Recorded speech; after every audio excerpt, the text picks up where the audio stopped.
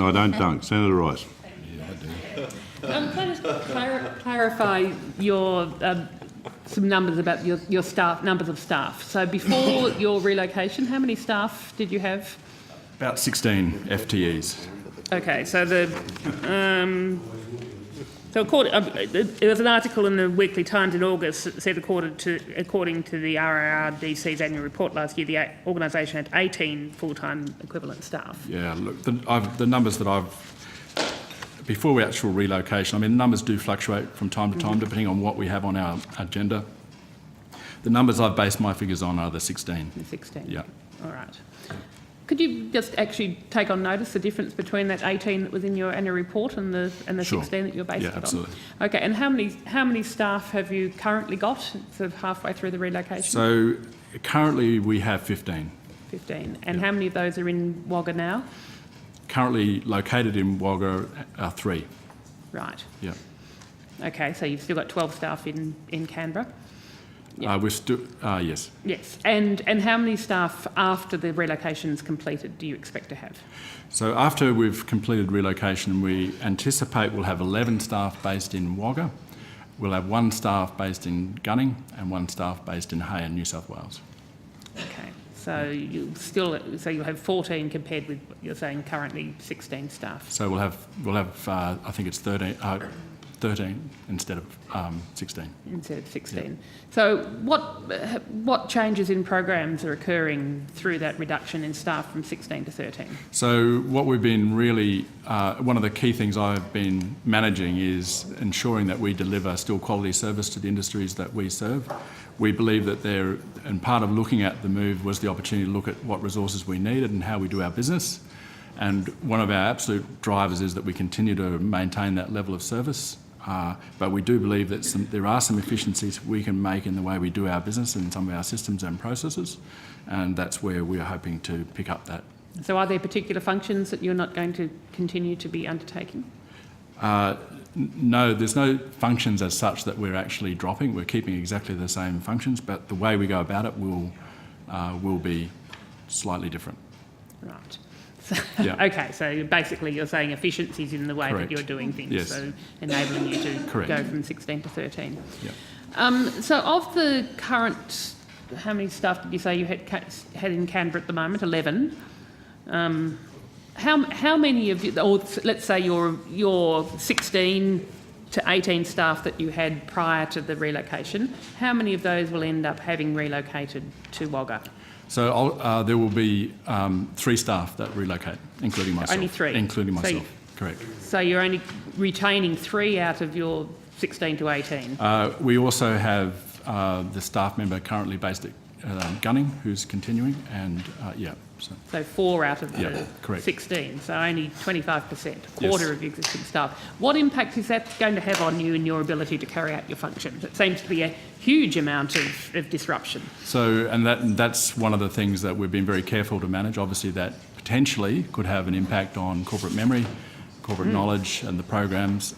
One of the reasons for doing the transition in 2 phases is to make sure there is a really solid overlap between the existing staff that are unable to relocate to Wagga and the new staff that we're appointing in Wagga.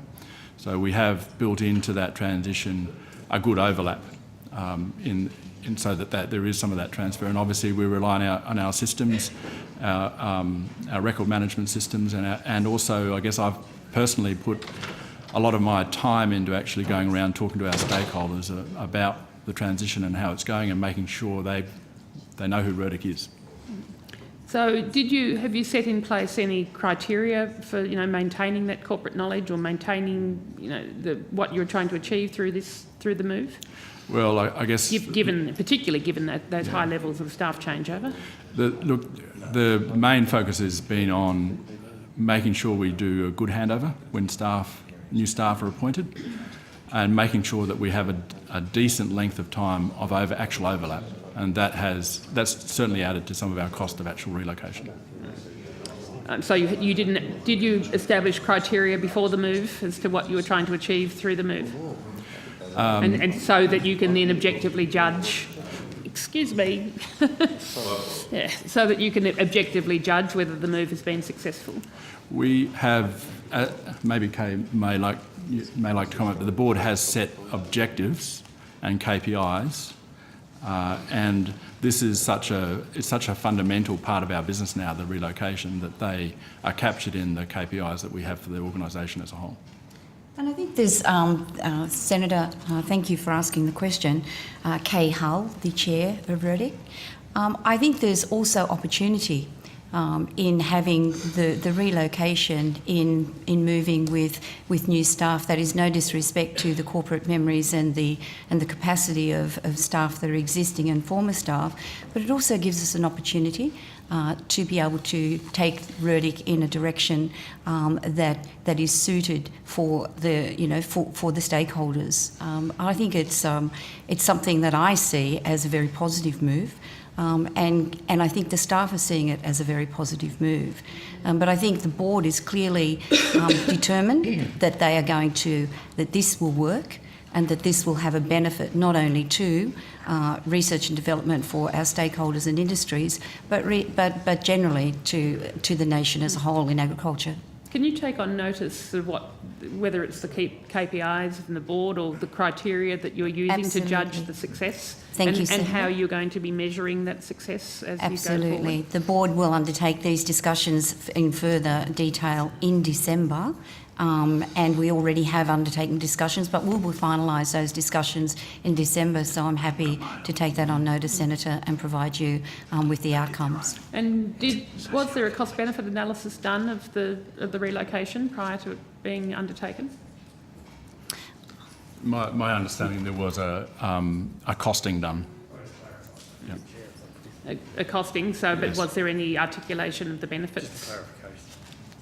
I'd need to just take that on notice. It was actually before I If joined you the could, organisation. and whether if that Yeah. cost-benefit analysis is done, whether it's a public document. Sure. And finally, Senator Rice, could- I've just got one more Sen- question. Well, Yeah. on subject, because Senator Steele just wanted a clarification while on that subject, if Okay. that's possible. Thanks, Chair. Yep. Thanks, Senator Ross. Sorry, Ms Hull. Did you say 25% are moving and 75% aren't of your staff? Is that right? It's my understanding. Sorry, Senator. I'm Stewart. sorry, Mr Harvey had said Yeah. earlier, but I'm just clarifying something with you. Yeah. 25% of the staff are moving, they're relocating. So we'll have 11 No. positions in Yep. Wagga, and of those, 3, including myself, are relocating from Canberra to Wagga Wagga. Okay, so 4 out of 11 are going. Sorry, 3 out of 11 are going. 3 out of 11. Yes. I'm just trying, sorry, Ms Hull, I'm just trying to say that you said that it was a positive, the staff see it as a positive. I've just got my figures mixed up. You see, because you and I come from that game, 50+1 wins, and I didn't see that as a resounding victory. But anyway. Thank you, Senator. Thank you, Senator Stirl. I'm saying that it is a positive, and I think the staff For the staff. Yeah, and I'm seeing it as a positive for the organisation as well. You said and that. I think the staff are seeing the staff that are moving clearly. Oh, right, the staff that are moving. That are moving Okay. are clearly seeing this as a positive. That clarifies that. Thank you. So can I just clarify then? We've got 4 staff that are moving, 3 staff that are moving, including yourself, and the one in Gunning is staying. Correct. Right. Yes. So how many staff are no longer who are current or were with the organisation before the move and not going to be with the organisation afterwards? Is that 11? It's around about 11. I'll need to check the 11. numbers. And can you tell us how successful they have been in finding work that's equivalently skilled and satisfying and fulfilling for them? Senator, thank you for the question. Yes, certainly a number of the staff, because this has been flagged for a number of years now, they've been aware that this was a possibility. When the decision was made in the board, they have taken the opportunity. They had well thought out what their career options might be. Most of them were at a stage in their career where it actually was opportune for them to actually reconsider what their next step was, and a lot of them, 7 of them have found jobs already. How many have found jobs? 7. 7 out of the 11 have found jobs. How about the other 4? Well, they're with us still at the moment. Right. So everybody, we've had a couple. Okay, you've only had 1 redundancy so far, but Correct. you're expecting to Correct. Yes. have more. So those 4 at the moment don't know what they're doing as yet. Will you? How long will they have before they are made redundant? Between now and February. Okay, thank you.